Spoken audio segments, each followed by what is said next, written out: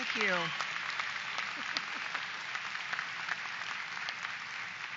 Hello and thank you, delegates. Now I have some good news and I have some bad news. Which do you want to hear first? We're going to start with the bad news, and that's only partially because that's the way my speech is written. The bad news is you're going to be listening to a long list of guest speakers. I've been in your seat for more RAs than I'd like to admit, but not as many as Jane. And I know that being dedicated to your union isn't mutually exclusive from not wanting to be talked at hour after hour. After all, that's our job. As educators, we do the talking. But here's the good news. The reason we have so many guest speakers this year is because the one person who turned down our invitation to speak is very, very vulnerable in his re-election campaign. Larry Hogan now has 8 Democratic challengers in what might be the strongest, most diverse field for Maryland governor that we have ever seen. And they all want to know what you think about public education. They want our voice in the room, and they're taking a lot of their time to drive as far east as this state goes because we're that important to the primary process. So I know it's going to be a long couple of days, but it is really, really important work. I need all of you to be active listeners so we can get this endorsement process right. But that's not the only way this year's RA is going to be different. For the last 5 years, I've come before you to talk about the work that awaits us in the year ahead. Not this year. This year, my speech is about the work that awaits us in the decade ahead. You've all seen the banners around me and throughout the convention hall that say, "This is our moment." It's our opportunity to be leaders in a decade-long movement to finish off the corporate reformers, from Michelle Rhee to Betsy DeVos, and replace their failed experiments with our own theory on how to provide equal opportunity in every public school across Maryland. I don't know about you guys, but I'm tired of being on the defense when it comes to our students and our schools. Every year, it's another bad idea from someone who's never worked a day in their life in a public school. Today, we're going to make a clear declaration. We are taking our profession back. Now, the truth is, we've won a lot of victories during the last 5 years, even as our peers in other states have unfortunately lost ground. I'm proud to report that the membership for both our ESP and certificated educators has increased in the last 5 years from a total of 67,000 to 73,000 members, a 9% increase. That's not just because we have more educators. Our market share has increased with both teachers and ESP. In the face of unprecedented attacks on educator unions, we have not stopped growing. I want to give a special shout out to the locals who made significant leaps in member market share. Garrett teachers have increased by 10 percentage points. Tabco has gone up by 12 points. St. Mary's teachers in ESP have increased by 13 points. Dorchester ESP have gone up by 12 points.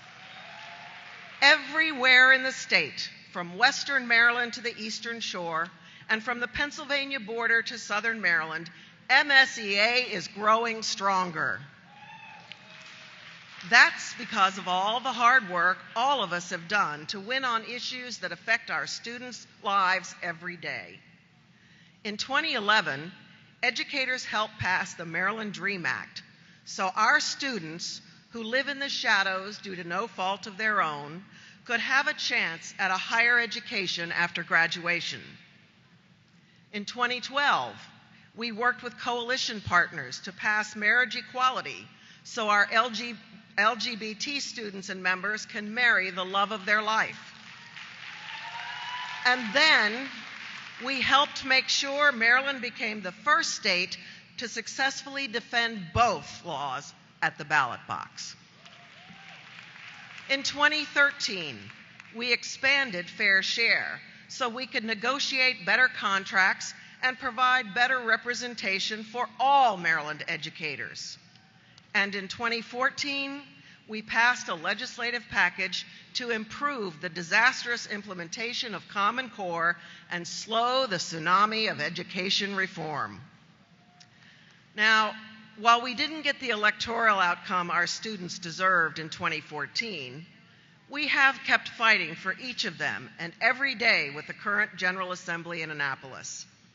In 2015, we worked with legislators to prevent more than $60 million in cuts to our schools, proposed by Governor Hogan's first budget, which would have compounded to more than $200 million over 3 years. That year, we also fought off Governor Hogan's first attempt at deregulating Maryland's charter school industry, stopping him from allowing uncertified teachers in charters, preventing a massive shift of funding away from neighborhood public schools, and blocking the stripping away of collective bargaining rights. In 2016, we turned the disruptive kindergarten readiness assessment into a sampling test for the vast majority of students in the state. That win has returned crucial hours of instruction and bonding back in the first few weeks of kindergarten in Maryland schools. And we passed legislation to create the Kirwan Commission, a once-in-a-generation opportunity to rewrite our state school funding formula so our kids get the support they need. More on that in a second.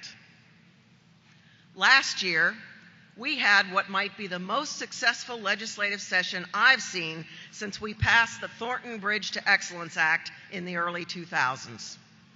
We passed a statewide law, more learning, less testing, capping mandated standardized testing, which, if vigilantly implemented, will eliminate hundreds of hours of tests across the state.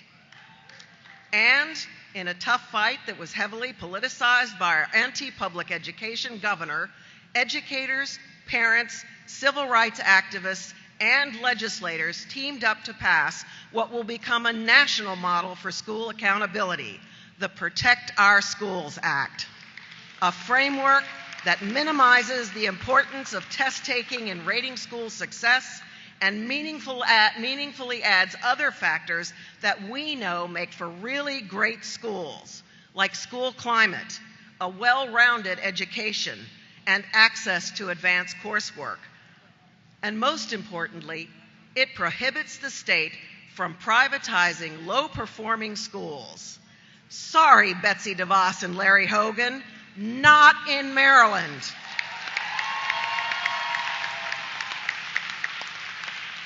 These wins don't just happen, they are earned.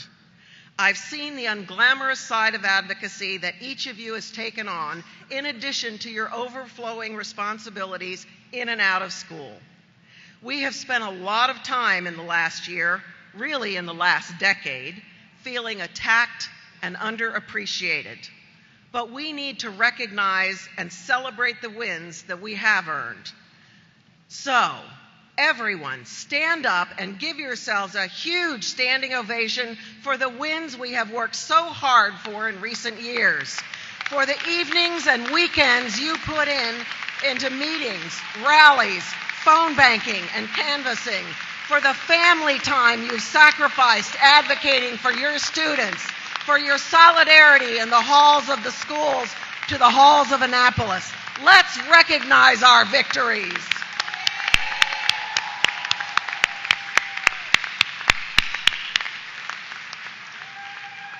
All of these wins have made a positive difference for our members and our students. But I'll be the first to admit that we have a long way to go before the state of Maryland and the 24 school systems provide the world-class public education that all of our kids deserve. Often, we're trying to make mistakes better or make the best of a fundamentally flawed federal education law or put in place gradual progress. But now must be the time to stop playing the insider game of what is politically feasible and start demanding what is absolutely necessary in our schools. I mentioned the Kirwan Commission a moment ago. At one of its first meetings, the Kirwan Commission was told Maryland public schools are underfunded by $3 billion. $3 billion with a B dollars. That's an average of $2 million per school in every school in this state. That's unconscionable. It's morally unacceptable.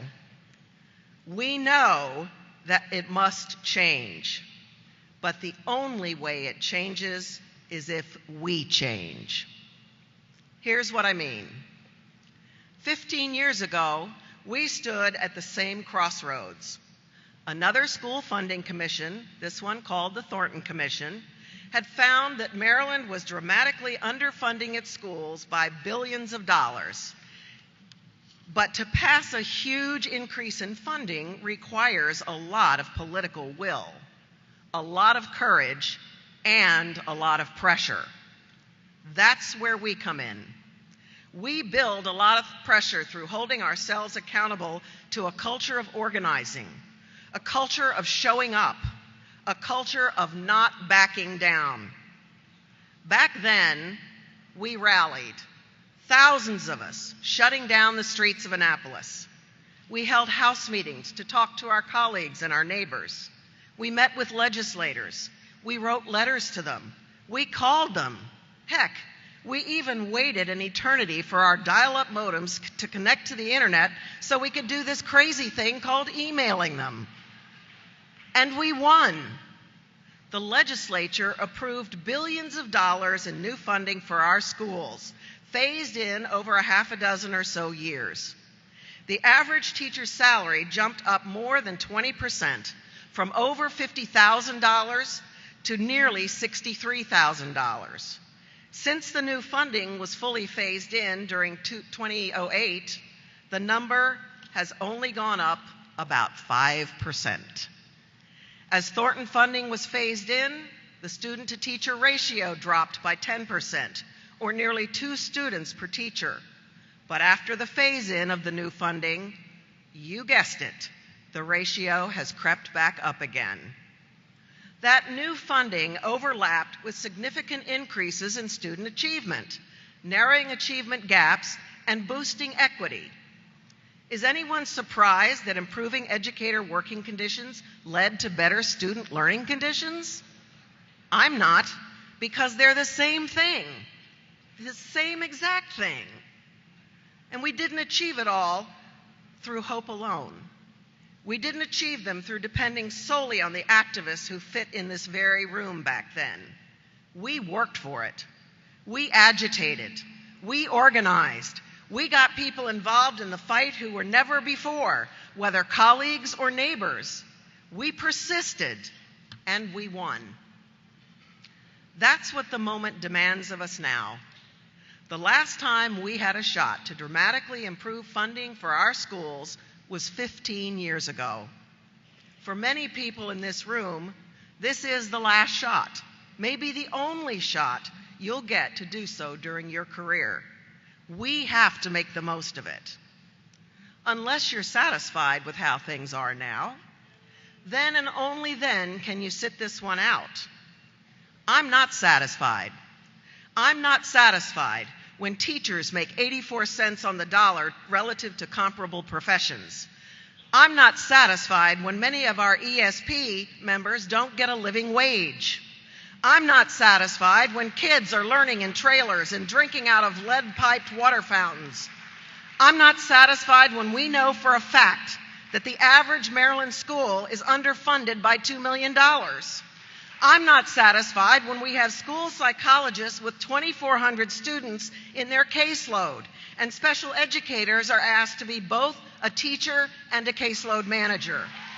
I'm not satisfied when too many people turned a blind eye to the school-to-prison pipeline instead of putting in the resources to stop it.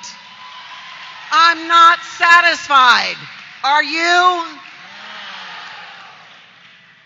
We have a political system where nothing happens unless you make it happen. In our country, we have to be honest with ourselves. Good ideas don't become laws because they're good. They become law because they're good for the people who make laws. And while that might sound cynical, it actually gives me great hope. Because a labor union with 73,000 members can either be really, really good for people, or it can be really, really bad. I think we as educators are so burnt out from the unrealistic demands of our public service and the lack of recognition that comes right along with them that we forget we have the power to change any barrier to student success in our schools if we speak up in a loud and united voice. That gives me hope too. We can expand the horizons to seek what we want to accomplish as a union and then work to make it happen. It won't be easy. Having people like Trump and DeVos and Hogan in positions of power that threaten our way of life challenges us to re-examine how we organize and mobilize our members, and even how we get them to join and stay in the union. We live in a time of unbelievable division in almost all parts of our society. We've become more and more entrenched in our feedback loops and more sure the other side is wrong.